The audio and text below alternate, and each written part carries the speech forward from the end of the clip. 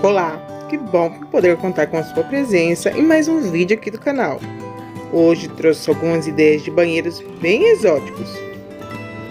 Um tipo de banheiro que é ideal para aquelas pessoas que amam estar em contato com a natureza e têm o dedo verde. Isso mesmo que você ouviu, são banheiros com verdadeiras florestas em seu interior.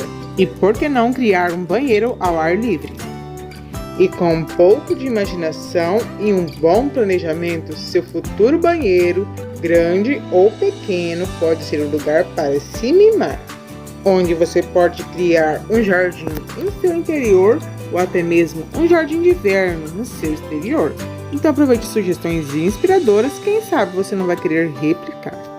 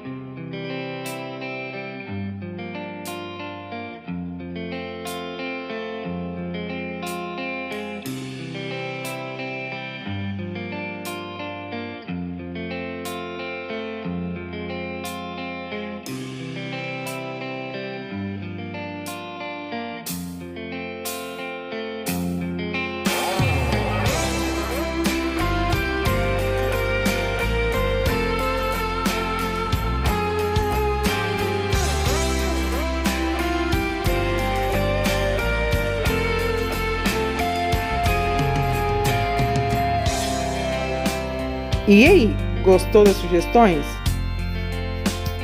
Você teria coragem de replicar alguma dessas sugestões aí na sua casa? Então comente aqui logo embaixo nos comentários o que você achou dessas ideias. E se você gosta dos vídeos aqui do canal e não está querendo perder nenhuma ideia, é só ativar o botão de notificações, que é esse sininho logo aqui embaixo. Aperte ele para você ficar por dentro de todos os vídeos. Bom, já vou ficando por aqui e aguardo sua presença no próximo vídeo. Fiquem todos com Deus e tchau!